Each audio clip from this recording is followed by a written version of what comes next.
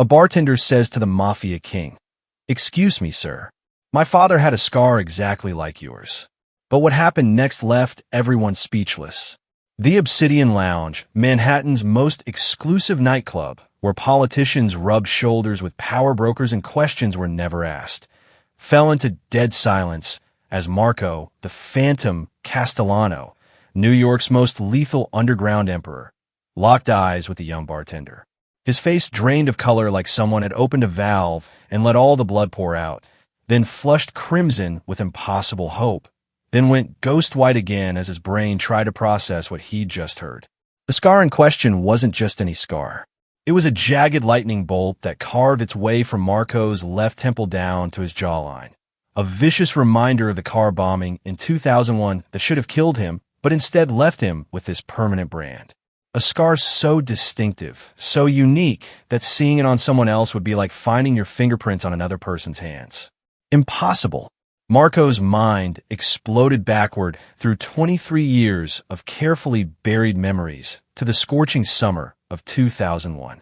To a woman named Isabella Chun, a fearless photojournalist who documented street life and exposed corruption with her camera like a weapon.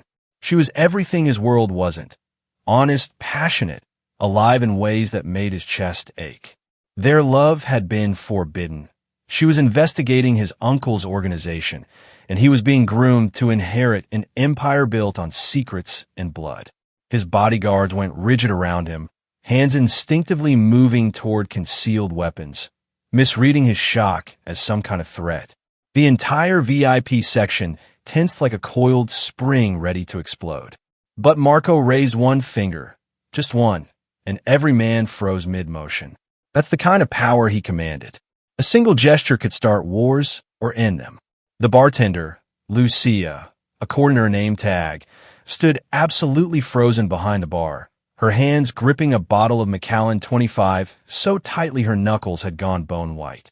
She was young, maybe 22 or 23, with dark hair pulled back in a professional ponytail and eyes that were suddenly wide with the realization that she'd just said something catastrophically significant to the wrong person. Or maybe the right person. She couldn't tell which was more terrifying. "Your father." Marco finally spoke, his voice barely above a whisper, but somehow cutting through the club's pulsing music like a knife through silk. What was his name? The question hung in the air like a grenade with a pin pulled, everyone waiting for the explosion. Lucia's throat worked as she tried to swallow, her eyes darting around the VIP section at all these dangerous men in expensive suits watching her like predators sizing up prey.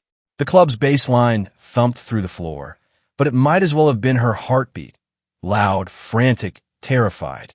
"Chun," she finally answered, her voice cracking. "David Chun." But everyone called him Flash because he was a photographer. He died in a car accident when I was 6 months old. The rocks glass in Marco's hand shattered against the marble floor. 18-year-old scotch spreading across imported Italian stone like spilled blood. The crash made everyone in the VIP section jump, hands reaching for weapons again, but Marco didn't even notice. He was too busy staring at this young woman like she'd just risen from the dead. "How old are you?" Marco demanded, though something in his eyes, something desperate and broken, suggested he already knew the answer. His heart was hammering so hard against his ribs, he was certain everyone at his table could hear it like a prisoner demanding release. 22, sir," Lucia whispered, her hands now shaking so badly she had to set down the bottle before she dropped it. "I'll be 23 in November." 22. The math slammed into Marco like a freight train made of impossible hope and devastating guilt. November 2002. 9 months after Isabella vanished. 9 months after the bombing that left him scarred and certain she was dead. 9 months after his uncle told him she'd been killed in retaliation by a rival family who discovered their relationship. Marco's second-in-command, Victor, a brick wall of a man who'd been with him for 15 years, leaned in close, his voice urgent but quiet. "Boss, what's happening? You need me to remove her?" "Don't touch her." Marco snapped with such venom that Victor actually recoiled. Marco never lost his cool. Never. The Phantom was called that because he moved through the city like smoke, invisible, untouchable, emotionless. But right now, his legendary control was shattering like the glass at his feet. Marco stood abruptly, all 6 feet 4 inches of him unfolding from the leather booth with predatory grace. He towered over the bar, over Lucia, over everyone, and his presence filled the space like a physical force. Other patrons in the club sensed the shift in energy, that primal instinct that tells you a lion is about to pounce. And suddenly the dance floor was clearing, people instinctively moving away from whatever was about to happen.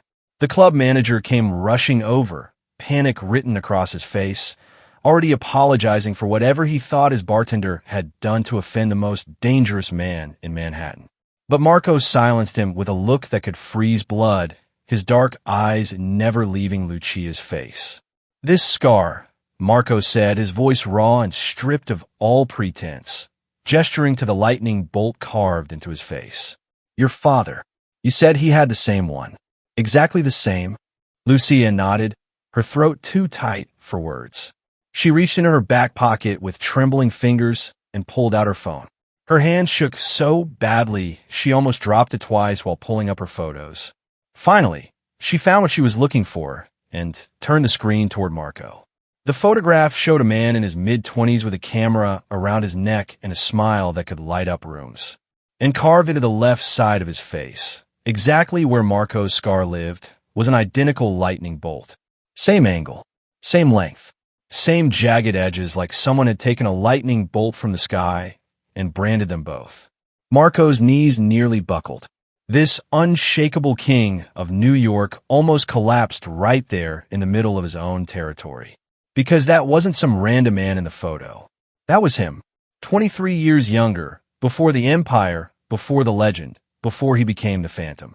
That was Marco Castellano before the bombing that was supposed to kill him, back when he still believed love could conquer the violence of his world. But it wasn't him. It couldn't be. He never had a twin. Never had a brother who looked identical. Never had. And then it hit him like a nuclear bomb. Isabella was pregnant when she vanished. She didn't die in retaliation. She ran. She survived, had their baby, and somehow, impossibly, that baby inherited his exact facial structure, his build, his everything.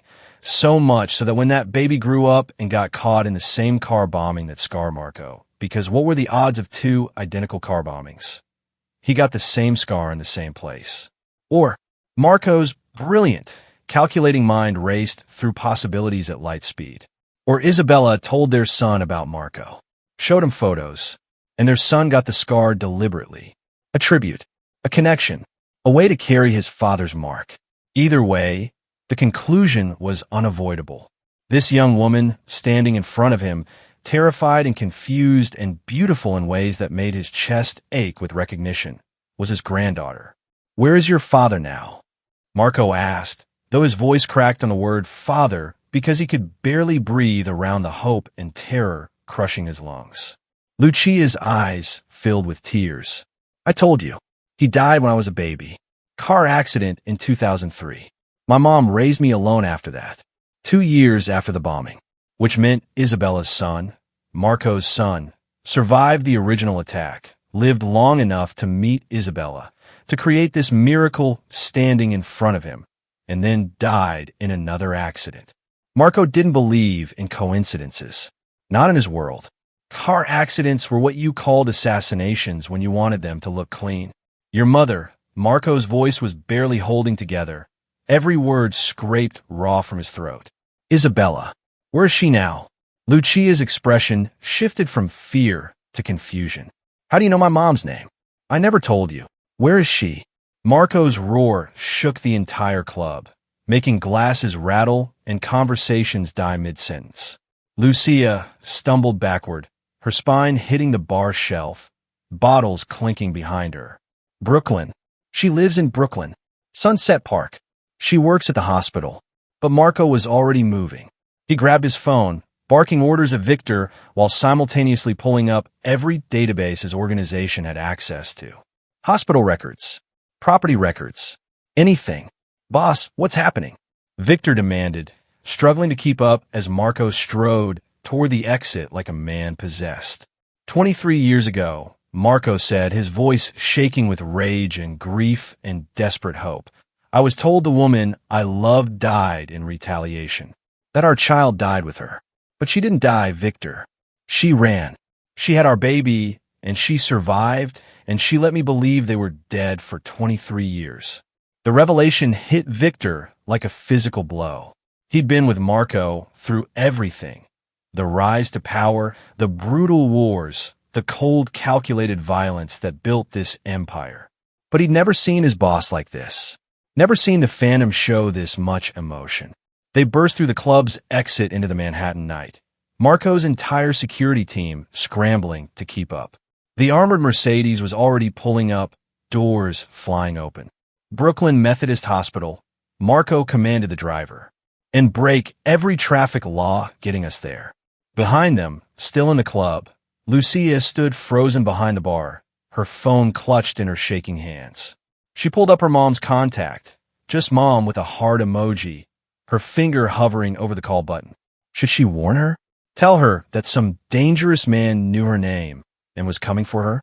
But something in Marco's eyes had stopped her. Something broken and desperate and real that cut through all his power and reputation. She'd seen that look before, in her own mirror. The look of someone who'd lost everything and just found out it might not be gone after all. So instead of calling her mom, Lucia grabbed her coat, told her stunned manager she was leaving. He didn't argue. Nobody was arguing with anything after what just happened, and ran out into the night after the motorcade of black SUVs tearing toward Brooklyn. Because whatever was about to happen, whatever truth was about to explode into her carefully constructed understanding of her life, she deserved to be there for it. She deserved to watch her whole world either burn or be reborn. And 23 years of lies were about to come crashing down like an avalanche that would bury everyone involved. The Brooklyn Methodist Hospital's parking lot became a war zone at 3:47 a.m. as Marco's convoy screamed into the emergency bay, tires smoking, engines roaring like mechanical beasts. Security guards reached for their radios, but one look at the armed men pouring out of those vehicles, and they wisely backed OFF. You don't challenge that level of organized danger. You just get out of the way and pray. Marco was out of the Mercedes before it fully stopped, his long coat billowing behind him like a cape, that lightning bolt scar glowing in the sodium lights. Victor and 6 armed guards flanked him, moving with military precision through the automatic doors that whooshed open like the gates of destiny itself. Isabella Chun.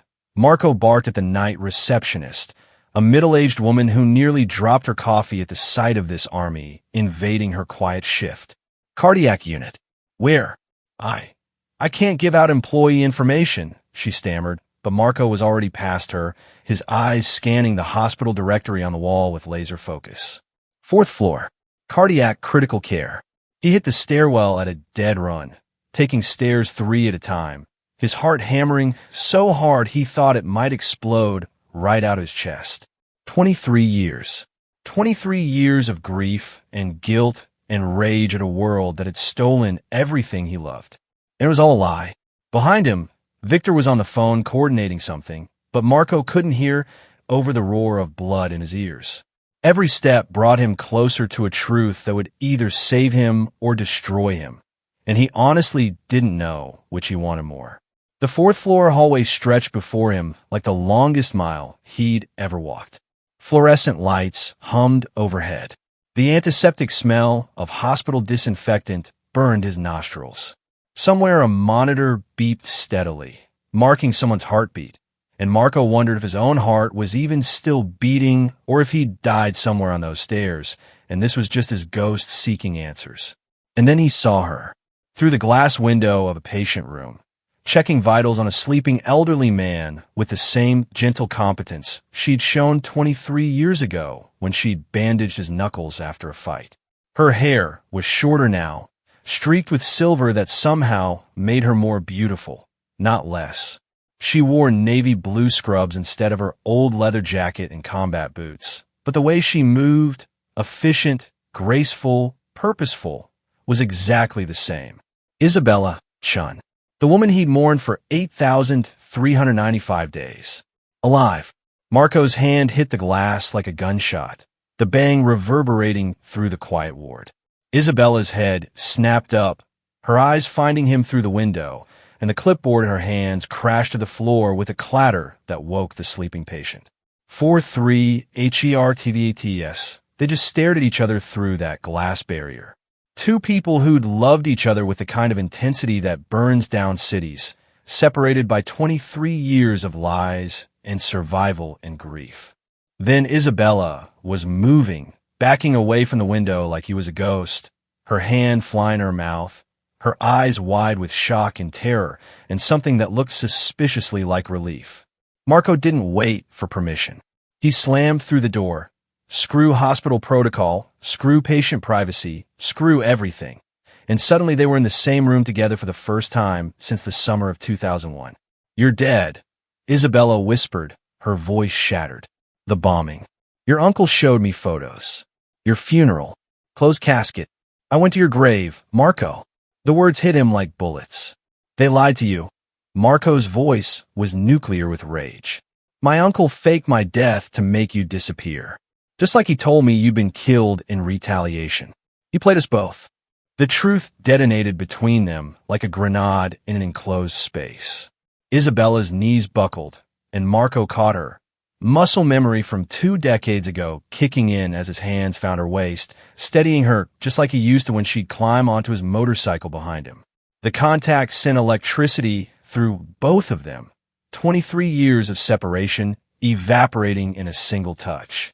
"Our son," Isabella gasped, tears streaming down her face now, her hands gripping Marco's arms like he might vanish if she let go. "David, our baby boy. He looked exactly like you, Marco. Same eyes, same smile, same everything." And when that car hit him, her voice broke completely, collapsing into sobs that shook her whole body. Marco held her while she shattered. This woman who'd survived alone, who'd raised their son without him, who'd buried that son and kept going because she had a granddaughter to protect. His own grief was a tsunami threatening to drown him. A son he'd never met, never knew existed, stolen by the same violence that had poisoned his entire life. The car accident. Marco's voice was ice cold with certainty. "It wasn't an accident, was it?" Isabella pulled back just enough to look at him, her eyes red but fierce. "I've always wondered. David was investigating something, asking questions about his father, about you. He found old articles, pieced together who you really were. And then 2 weeks later, a drunk driver runs a red light and kills him instantly." She shook her head. "I'm a nurse, Marco. I know what drunk driving accidents look like." His injuries didn't match the story. Rage exploded through Marco like napalm, so intense he actually saw red at the edges of his vision. His uncle, the man who'd raised him after his parents died, who'd taught him the business, who'd sworn to protect family above everything, had murdered his son. His son. "I'm going to burn his entire legacy to the ground," Marco said quietly, but the promise in those words was more terrifying than any shout. "Every brick, every dollar, every memory of him. Ashes." "Marco," Isabella started, but the door burst open and Lucia stumbled through, breathless from running, her eyes wild as she took in the scene. Her mother in the arms of a stranger who somehow wasn't a stranger at all. "Mom!" Lucia's voice was small, confused, broken. "What's happening? Who is this?" Isabella and Marco turned together, and Lucia saw it, saw the way they looked at each other with 23 years of love and loss and longing. Saw how her mother's hands were still gripping this dangerous man's arms. Saw the truth written in their faces before anyone said a word. "Baby," Isabella whispered, reaching toward her daughter while still holding on to Marco like a lifeline. This is Marco Castellano. Your grandfather." The word hung in the air like a bomb. Lucia's face cycled through emotions faster than a slot machine. Confusion, shock, denial, anger, and finally a desperate need for answers that made her look so much like Marco in that moment that Isabella actually gasped. "My father is dead," Lucia said, her voice shaking. "You told me he died before I could know him. You told me. I lied to protect you." Isabella cut her off, her voice fierce with maternal desperation. Marco's world, His family, they killed my husband. They would have killed you just for existing if they'd known. So I hid. Changed our names. Worked night shifts at hospitals where nobody asked questions. I kept you safe, Lucia. Safe from what? Lucia's voice rose, echoing off the hospital walls. From him? From the grandfather I never knew existed? From a family that's apparently mine? Marco stepped forward, and Lucia instinctively stepped back, her survival instincts warring with her desperate need to understand who she was. Not from me, Marco said, his voice gentler than anyone had heard it in decades. From my uncle. From a man who took everything from me and made me believe it was gone. But he's dead now. Has been for 6 years. And what's left, my organization, my power, my resources, all of it belongs to you now. You're Castellano. You're blood.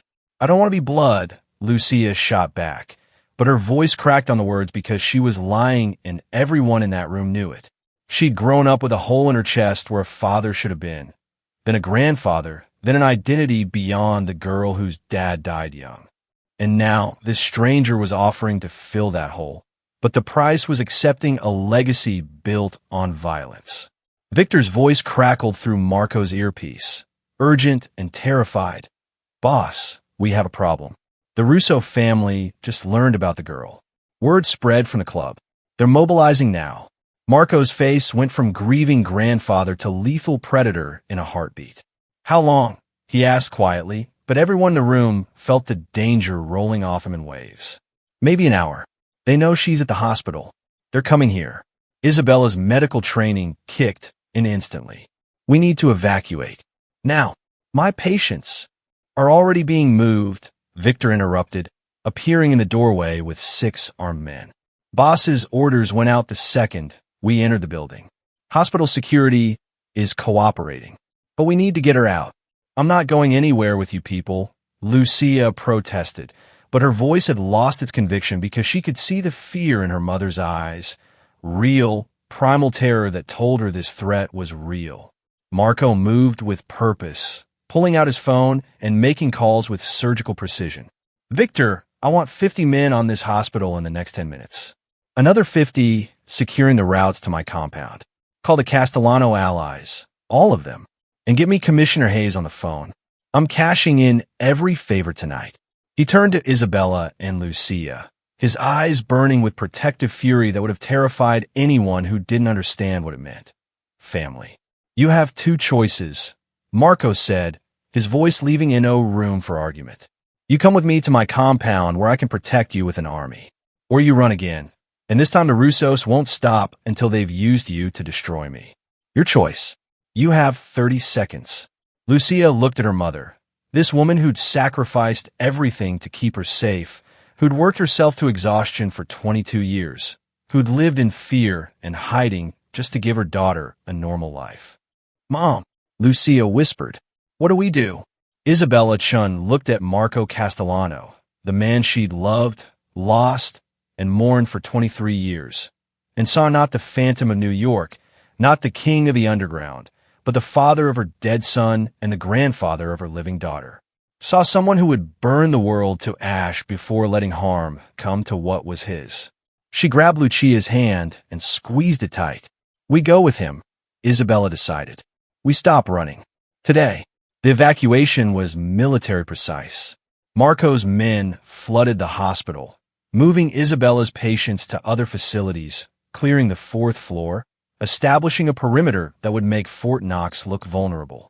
Lucia found herself in the center of a human shield of armed men in expensive suits, all of them treating her like she was made of glass and gold. The convoy to Marco's compound was 8 vehicles deep, armored Mercedes, SUVs with tinted windows, a mobile fortress moving through Brooklyn at 4:47 a.m. like a declaration. Lucia sat between her mother and grandfather in the back of the lead vehicle, watching Marco's profile as he made call after call, orchestrating a response to the Russo threat that involved politicians, judges, and power brokers across 3 states. Is this what your life is? Lucia asked quietly. Constant danger? Always looking over your shoulder. Marco turned to her, and for a moment the phantom disappeared, replaced by something achingly human. He admitted. But 23 years ago, I thought I'd lost everything worth protecting. Now I have a reason again, and I will burn anyone who threatens that reason. Do you understand? Lucia understood perfectly. She was looking at a man who'd spent 2 decades becoming a monster because monsters can't feel pain. But now he had something to lose again, which made him either more dangerous or less, depending on your perspective. The Castellano compound appeared through the early morning fog like something out of a movie. 15 acres of waterfront property, walls that could stop tanks, guards with military-grade weaponry, and a mansion that looked like it belonged to royalty. This is where you live, Lucia breathed, staring up at the fortress. This is where we live now, Marco corrected. All of us. Family. If this story absolutely destroyed you, if your heart is racing and you need to know what happens when a Russos attack, then smash that subscribe button like your life depends on it. Hit that like button if you believe family is worth fighting for.